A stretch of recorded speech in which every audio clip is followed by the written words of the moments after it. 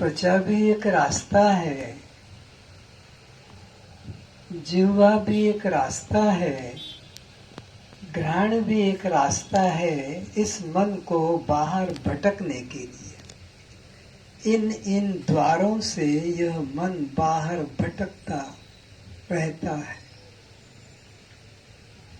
लेकिन नेत्र द्वार प्रमुख है, इसके द्वारा ये ज्यादा बहिर्मुख रहता है।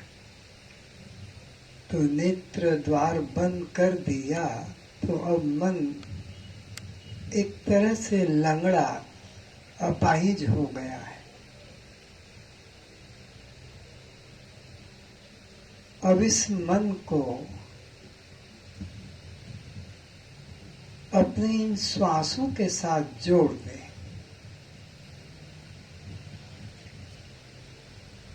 श्वास आपकी क्रिया नहीं है, आप श्वास के कर्ता नहीं हैं। आप केवल देखने वाले हैं, अनुभव करने वाले हैं, जानने वाले हैं कि श्वास किस तरफ गति कर रहा है। दो ही रास्ते हैं, अंदर की तरफ और वही फिर बाहर की तरफ। 1.5 सेकंड में श्वास अंदर जाता है, इतना देर तक श्वास अंदर भरता है, फिर आधे सेकंड ये श्वास रुककर अपनी दिशा बदलता है। अंदर की सब गंदगी लेकर और ये बाहर जाता है। 1.5 सेकंड में फिर बाहर आता है। अंदर की गंदगी बाहर फेंक कर बाहर के अमृत आत्मा तत्व को, प्राण तत्व को, जीवन तत्व को अंदर ले आता है, अंदर ले जाता है। वहां इसे खाली करता है, अंदर की गंदगी को भरकर फिर बाहर आता है। बस इसका यही काम है। 4 सेकंड में एक श्वास प्रश्वास, 1 मिनट में 15 श्वास प्रश्वास, 1 घंटे में 900 श्वास प्रश्वास, 24 घंटे में 21,600 श्वास प्रश्वास को यह ग्रहण त्याग करता है। कभी भी घड़ी रखकर आप अनुभव कर सकते हैं। यह जीवात्मा 93 करोड़ 66 लाख इन श्वासों के कोटा को लेकर इस पृथ्वी पर अवतरित होता है। 93 करोड़ 66 लाख और उसमें रोज 21,600 श्वास खर्च करता है।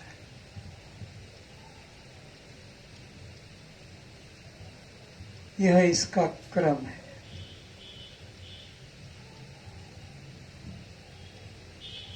तो आप केवल अपने मन को इन श्वासों के आने जाने के साथ लगा देते हैं तो संसार से ये मुक्त हो जाता है। संसार की चिंता से, दुख से, राग द्वेष से, अपने पराये से, सब भेदों से मुक्त हो जाता है। केवल देखते रहो और कर भी नहीं सकते कुछ। करना तो आपका स्वभाव ही नहीं है। अनंत अनंत जन्मों से आज तक आपने कुछ किया भी नहीं और कुछ कर भी नहीं सकते। आप केवल देखने वाले, जानने वाले, साक्षी मात्र हैं।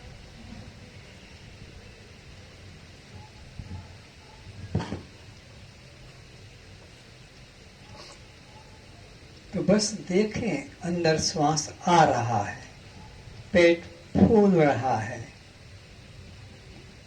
पेट भर गया, अब फिर श्वास बाहर जा रहा है, पूरा खाली हो गया। बस आप इतने गवाह हैं, आप इसके गवाह हैं और कुछ नहीं। गवाह, विटनेसिंग, वह जो हो रहा है दो के बीच में, और जिसने न्यूट्रल होकर देखा, कोई पक्षपात नहीं, बस देखा।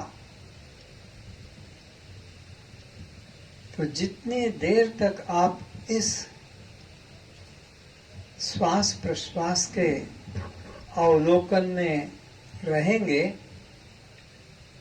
उतनी देर तक संसार का कोई भी दुख नहीं सताएगा, राग द्वेष नहीं सताएगा, कर्म बंधन नहीं लगेंगे। और अगर श्वास को नहीं देखा, श्वास में मन को नहीं जोड़ा, तो आप कर्म बंधन में फंसते ही रहते हैं, बिना कुछ किए बंधन को प्राप्त होते ही रहते हैं। कोई एक भी जीव एक क्षण के लिए बिना बंधन संग्रह किए रहता ही नहीं, बंधन संग्रह कर रहा है। धन संग्रह करना और बात है, राग द्वेष करना और बात है, लेकिन ये बंधन संग्रह करता है। कैसे बंधन संग्रह करता है? बस इंद्रियों के कर्मों में, प्राणों के कर्मों में, शरीर की अवस्थाओं में मन बुद्धि की प्रक्रिया में आप जुड़ जाते हैं। उनके धर्मों को अपना धर्म मान लेते हैं, देह के धर्म को अपना धर्म मान लेते हैं। क्या है देह का धर्म? जन्मना मरना, ये देह का धर्म है।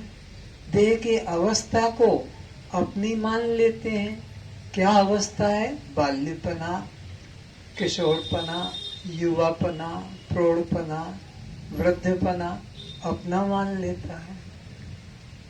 ये बंधन के कारण है, ये बंधन के कारण है। और आप हर श्वास में यही सब चिंतन लेकर चल रहे हैं। फिर इंद्रियों के साथ भी आप जुड़ जाते हैं, इंद्रियों के धर्म को भी अपना मान लेते हैं। क्या है इंद्रियों के धर्म?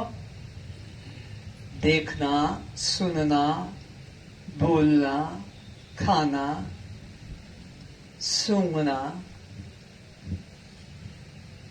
चलना, पकड़ना, छोड़ना, मल मूत्र का त्याग करना, सेक्स मैथुन करना, बच्चे उत्पन्न होना, ये सब इंद्रियों के, इनके धर्म है। और आप उनके साथ अहंकार कर लेते हैं। हर समय, हर सेकंड, हर श्वास में आप इन्हीं का संग्रह करते रहते हैं। ये बंधन के ही कारण है। पर धर्मो भयावह, जिसे भगवान कृष्ण कहते हैं कि जो इन इंद्रियों के स्वभाव को, इंद्रियों के धर्मों को, देह के कर्मों को अपना मान लेता है कि मैं यह हूँ, मैं पिता हूँ, माता हूँ, मैं पति हूँ, मैं पत्नी हूँ, मैं पुत्र हूँ, मैं पुत्री हूँ, मैं इंजीनियर हूँ, डॉक्टर हूँ, वकील हूँ, मास्टर हूँ, प्रिंसिपल हूँ, करोड़पति हूँ, निर्धन हूँ, ये जो मान लेते हैं, बस यही भगवान कहते हैं पर धर्मो भयावह, बंधन का कारण है। और इसी प्रकार अंतःकरण के धर्मों को भी आप अपना मान लेते हैं। क्या है इन अंतःकरण के धर्म? मैं सुखी, मैं दुखी, मैं चंचल, मैं शांत, मैं पापी, मैं धर्मात्मा, मैं दानी, मैं कृपण, मैं कंजूस,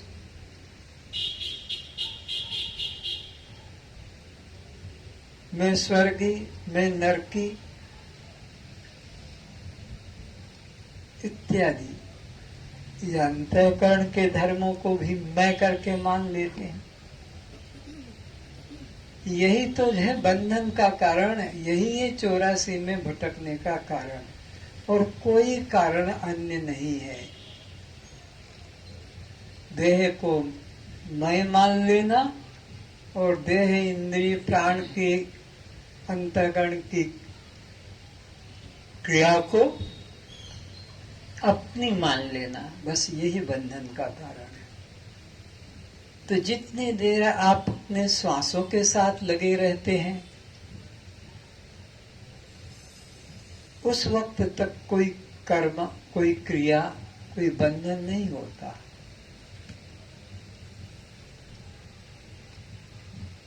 क्यों नहीं होता? कि इन क्रिया में, प्राण के भीतर बाहर होने में आपका राग द्वेष नहीं होता। राग द्वेष कैसा होता है? अनुकूल को ग्रहण करना चाहता है, प्रतिकूल को हटाना चाहता है। संसार में यह होता रहता है हर समय। ग्रहण त्याग, अच्छा बुरा, अनुकूल प्रतिकूल, सुंदर असुंदर, सुखी दुखी, पापी पुण्यात्मा इत्यादि इत्यादि, यह चलता ही रहता है, रुकता ही नहीं है। जब तक नींद नहीं आ रही है, जागृत हैं, तब तक कुछ न कुछ क्रिया में अहंकार जुड़ता ही रहता है। अब राग द्वेष प्राणों के साथ नहीं होता है, उसे समझें। वहां बंधन नहीं है। क्यों बंधन नहीं है? कि इस भीतर आने वाले श्वास और बाहर जाने वाले श्वास के साथ आपके मन में कोई भी प्रीति कहो या वैराग्य कहो नहीं होता है। हर वस्तु में तो अनुराग विराग होता है, ग्रहण त्याग होता है, लेकिन ये प्राण की क्रिया में न तो आप कभी ऐसा इसमें लोभ करते हैं कि ज्यादा प्राण मेरे पास आ जाए, और ये भी नहीं विचारते हैं कि मेरा सारा प्राण निकल जाए, मेरा सारा प्राण निकल जाए, प्राण जल्दी जल्दी निकल जाए, प्राण जल्दी जल्दी अंदर आ जाए। कभी विचार ही नहीं आता कि बस होती रहती है, तो क्रिया होती रहती है बिना विचार के। तो इन प्राणों की क्रिया में कभी आप राग नहीं करते कि ज्यादा मुझे श्वास मिले, ज्यादा मैं श्वास को लूं,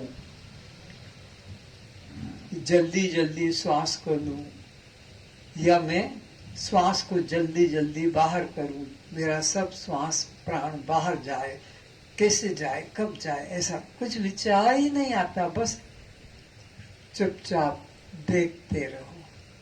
तो जितनी देर देखते रहोगे, कोई क्रिया आपके साथ जुड़ेगी नहीं, राग द्वेष होगा नहीं, बंधन होगा नहीं, केवल देखते रहने से।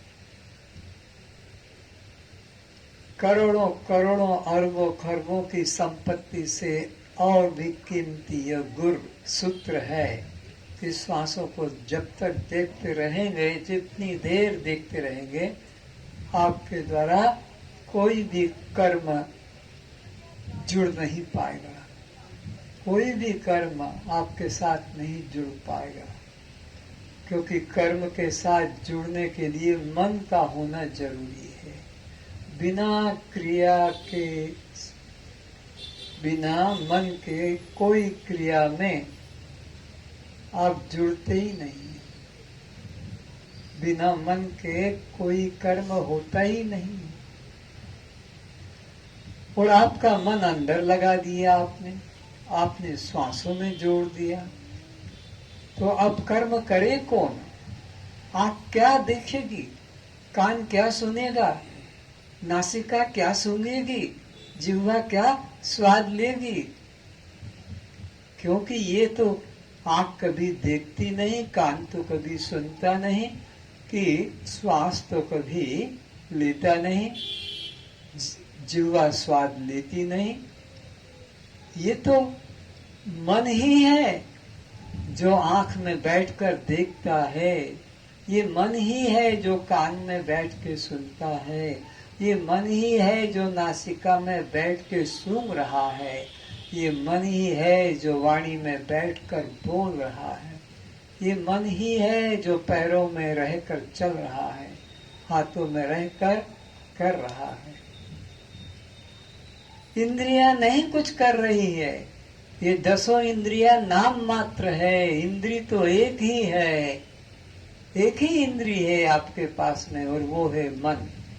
वो जिस दरवाजे से निकलेगा वहां का सामान को संभालेगा।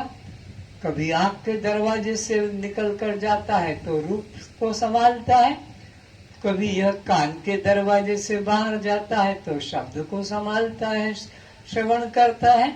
जब यह त्वचा के द्वार से बाहर जाता है तो यह स्पर्श का अनुभव करता है, जब यह वाणी के द्वारा, जिह्वा के द्वारा बाहर जाता है तो रस का अनुभव करता है। बाकी इंद्रिय क्या करेंगी? अगर ये जिह्वा के साथ जुड़ा है तो कान कुछ नहीं कर पाएगा, आंख कुछ नहीं कर पाएगी, त्वचा कुछ नहीं कर पाएगी। वो तो तभी कर पाती है जब इनके साथ मन जुड़ता है।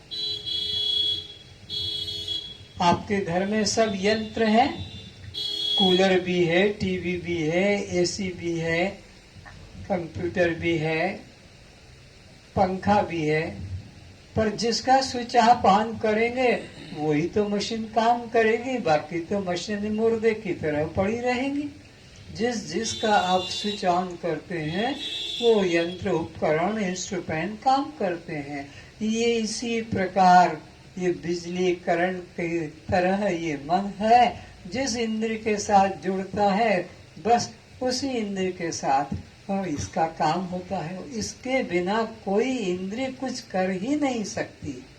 और आपने इस मन को लगा दिया प्राण के साथ। अब ये प्राण को अंदर आने में और बाहर जाने में बस देख रहा है, कोई नया कर्म बन ही नहीं पा रहा है, क्योंकि इंद्रियां तो इसके बिना अपंग है। तो ये इसका चमत्कार, ये इसका लाभ है। प्राण अपान की क्रिया, आनापान की क्रिया के साथ मन को लगा देना। ये भगवान बुद्ध के द्वारा यह आनापान की क्रिया विशेष करके प्रचलित हुई है। आप देखो, बस श्वास को देखो, कोई मन में द्वंद्व नहीं आएगा, कहीं दुनिया की तरफ जा नहीं सकता, क्योंकि मन को एक काम दे दिया कि बस देखो, बस देखो। आते जाते श्वास को बस देखो।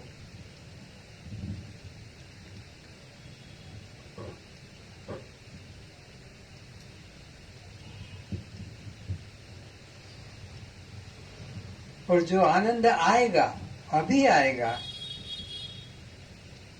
वो जानना कि यही मेरा स्वभाव है, क्योंकि वहां कोई विषय ही नहीं है, न शब्द है, न स्पर्श है, न रूप है, न रस है, न गंध है। जो जो सुख के आपके संसार के साधन हैं, अभी इस समय इस आनापान की क्रिया में कुछ भी नहीं हो रहा है, क्योंकि मन अंदर प्राणों के साथ जुड़ा हुआ है। आप शांत मुद्रा में, और ये आनंद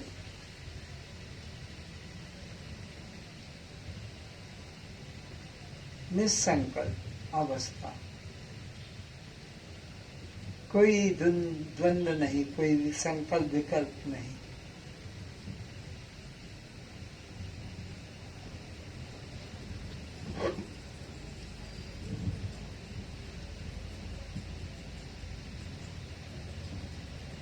बहुत काम आएगा, बहुत काम आएगा, सीख लो सीख लो, नहीं तो बहुत पछताओगे, बहुत पछताओगे। जीवन मुक्ति पाने के लिए इस क्रिया को समझ, जब भी बैठे रहो व्यर्थ चिंतन में मन को मत जोड़ो, इन्हीं श्वासों में जोड़ो। परम मंगलकारी है, बहुत कल्याण होगा। बस केवल श्वास को देखना और संसार से मुक्ति। श्वास को देखो और संसार से मुक्ति।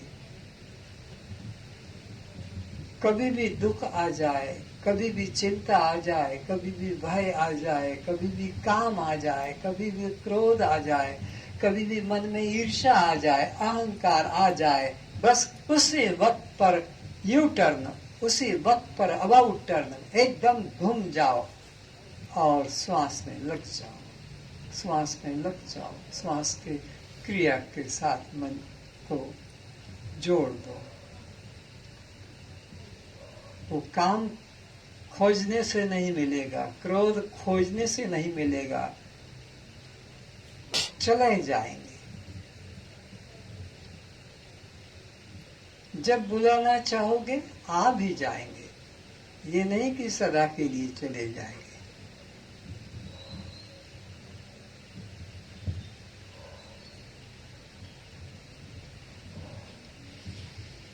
तो 5 मिनट के लिए बस केवल श्वास को देखें, हर श्वास पर आपकी दृष्टि रहे। कोई भी श्वास आपकी बिना दृष्टि के भीतर भी ना जाए और बाहर भी ना, यानी आपकी दृष्टि लगी रहे। किस रूप में? ये जा रहा है, बाहर जा रहा है, जा रहा है, चला गया, अब ये लौट रहा है, अंदर आ रहा है, आ रहा है, पेट तन रहा है। पर आपकी दृष्टि इस तरह से प्राण के आने जाने पर आपको न खींचना है न छोड़ना है, आपका काम नहीं, बस आप तो केवल देखते रहे 5 मिनट। जैसे नोट गिनते हैं, ये 2-2 हजार के नोट नहीं, 5 रुपए का भी, 10 रुपए का भी नोट गिनते हैं। तब आप क्या करते हैं? गड्डी को पूरा गिनना है तो हाथ में पानी लगाकर या थूक लगा कर गिनते हैं कि कहीं एक नोट के संग दूसरा नोट बिना गिने निकल ना जाए। कितना महत्व देते हैं इन कागज के टुकड़ों के लिए, चाहे वो 5 पैसे का हो कि 5,000 का हो। आप इनके लिए कितने सतर्क है कि कहीं गिनती में भूल ना हो रही हो। हर श्वास को ऐसे ही देखो कि बिना मेरी दृष्टि के भीतर बाहर न जाए। 5 मिनट, केवल 5 मिनट।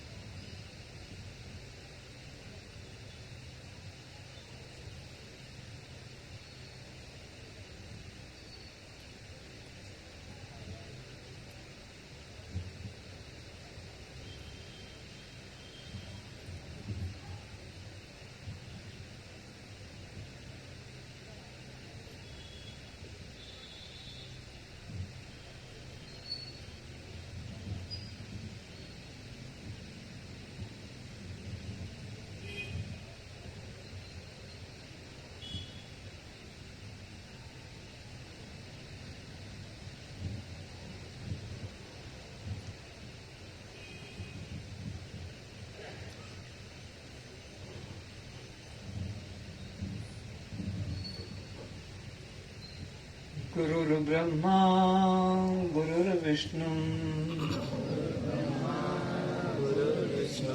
गुरुर्देवो महेश्वरः गुरु साक्षात् परम ब्रह्म तस्मै श्री गुरुवे नमः ध्यानमूलं गुरुर्मूर्ति पूजामूलं गुरुपदम् मंत्रमूलं गुरुर्वाक्यं मोक्षमूलं गुरुकृपा मोक्षमूलं गुरुकृपा त्वमेव माताश्च पिता त्वमेव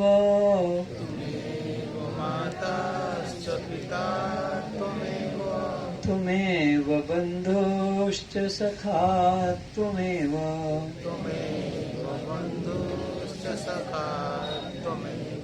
त्वमेव विद्या द्रविणं त्वमेव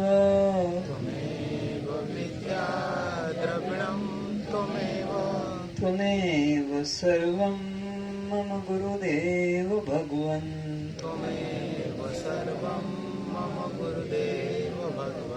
त्वमेव सर्वं मम गुरुदेव भगवन्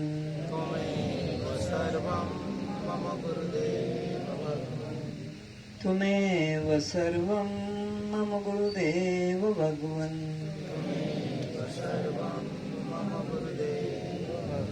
बोलो सद्गुरुदेव की सच्चिदानंद आत्मा की। सभी अपने पवित्र नेत्रों को खोलें। श्रोताओं के रूप में उपस्थित सभी दिव्य पुण्यात्माओं के चरणों में मेरा प्रणाम।